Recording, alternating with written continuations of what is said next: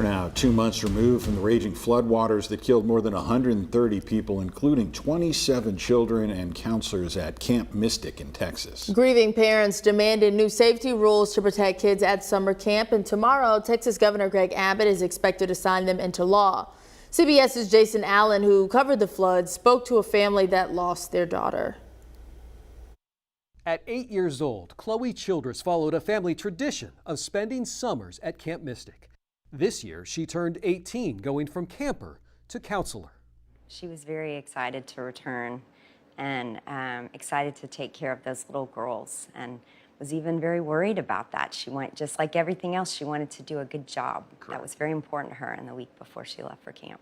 She probably put herself back in the shoes of those Absolutely. girls. Probably. Absolutely. Yeah. Wendy and Matthew Childress learned on July 4th that Chloe was missing after the flood. They began trying to piece together what had happened. You felt like there are clearly things that are not in place here that could have prevented this. Something is not right here. It was mostly that everything was preventable. They joined the parents of other girls, demanding lawmakers make immediate changes for camps. New rules will prohibit cabins in flood zones, provide warning systems, require training for emergencies, and strengthen communications when there is no power or cell service.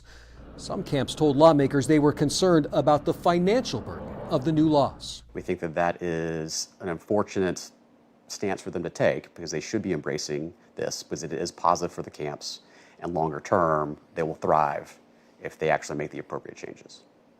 In an editorial, Childress wrote it was complacency in the old rules that left him and other parents in the tortured position of questioning their own role in their daughters' deaths.